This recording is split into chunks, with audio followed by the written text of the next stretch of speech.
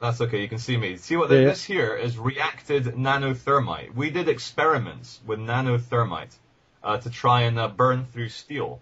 And we had PhD students from the University of California, LA, dispassionate people, no interest. These are just normal 25-year-old kids, yeah? And we tried to burn through steel beams using thermite, nanothermite.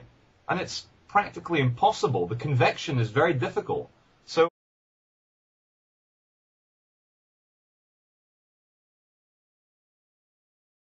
can thermitic material melt steel? Can it cut horizontally or vertically? And does it take massive quantities to do any real damage? Many wide flange beams were also used in the construction of the towers, connected in a variety of ways. Could thermite cut or weaken such a connection? Using the same beam from my eutectic steel video and another 12-inch beam, I proceeded to make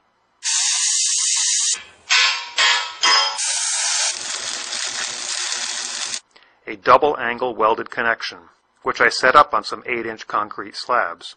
I could not obtain nanothermite, so I made small quantities of old-fashioned thermate, which is not considered an explosive, with ingredients that are legal and readily available.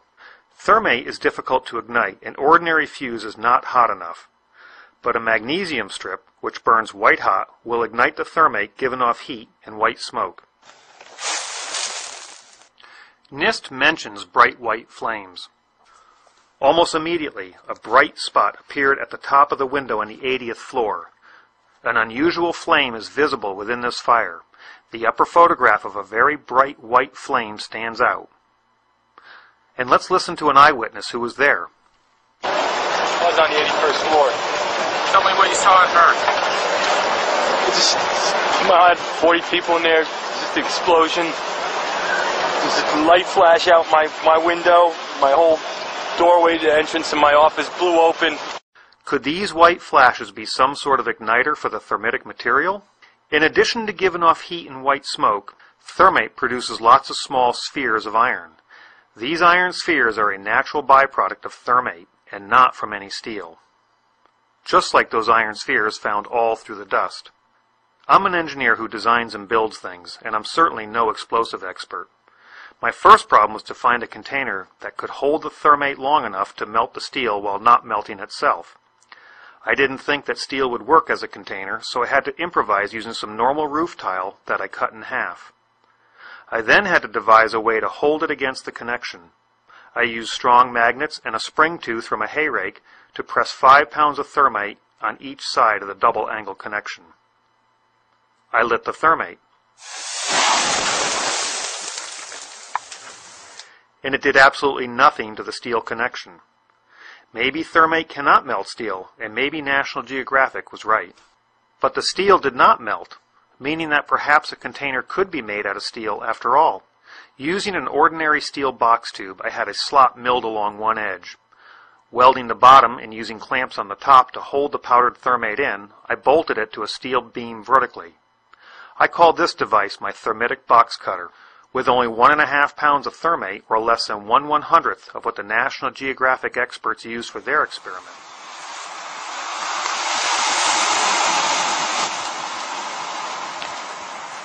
Not only was I able to melt steel, but it also sliced a vertical cut.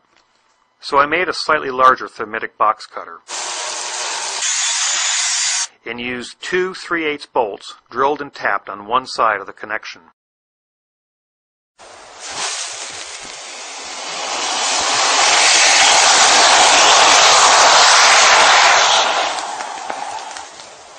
It only took a slight twist to break it completely off. I noticed as the thermate burned, it tended to lose its cutting power, perhaps because it could expand into the area where the box cutter previously burned. So I built a piston-driven box cutter using a compressed car hatch piston. I added sheets of tungsten to minimize the burnout and allow the piston to slide better. I then bolted my contraption to the flange of the column and ignited the white-hot magnesium.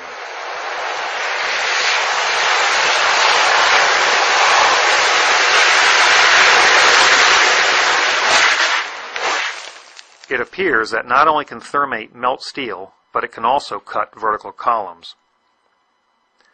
So why bother to use incendiaries like thermate and not high explosives?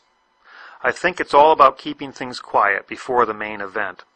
Using thermate may take longer to weaken such large columns in the towers, which may be why we see the molten steel several minutes before its final destruction. Here is less than 1 3/4 pounds of thermate, or 1/100th of what National Geographic used, quietly burning. And here is less than 4 pounds of thermate focused on the web of a wide flange.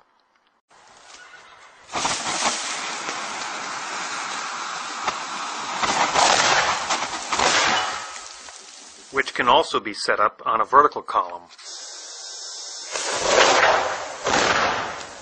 The web was reduced in thickness with gaping holes, thinned to almost razor sharpness, with a Swiss cheese appearance. NIST rarely mentioned explosions except to say that they didn't exist. Instead, they used the politically correct terms pressure pulses and dust puffs. Repeated pressure pulses. The sources for the pressure pulses and or dust puffs are unknown. A series of pressure pulses. Perhaps we are seeing a pressure pulse in this video.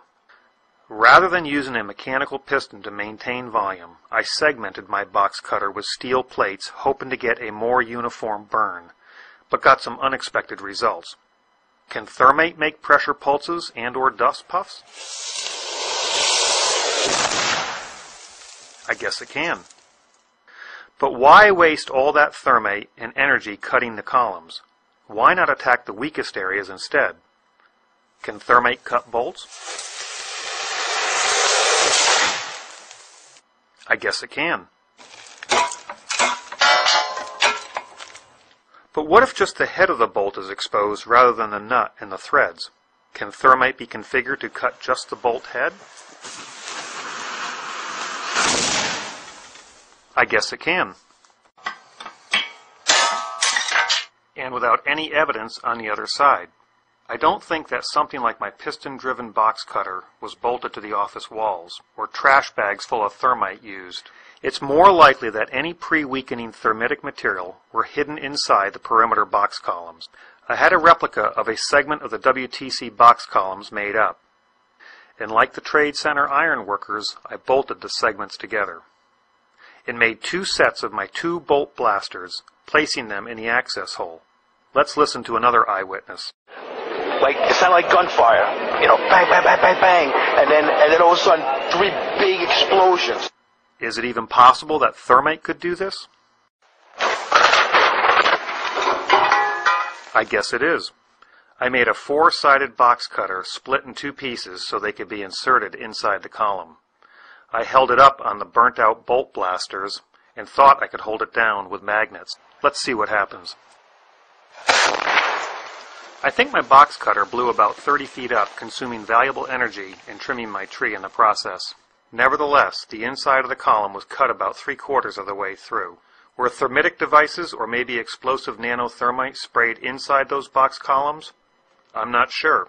And I'm not sure why this handhole is so large. Or why the side of this box column looks like it's blown outward.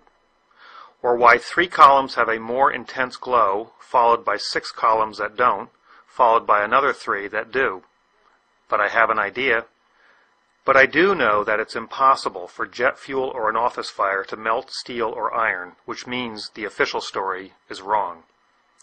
Yet despite all the overwhelming evidence of explosions in molten steel, some people will still believe that this is aluminum and believe Building 7 fell naturally from an office fire. But those people will believe anything. Meanwhile, the government lies while the media hides the truth about 9/11. Can thermite of any type burn through steel beams?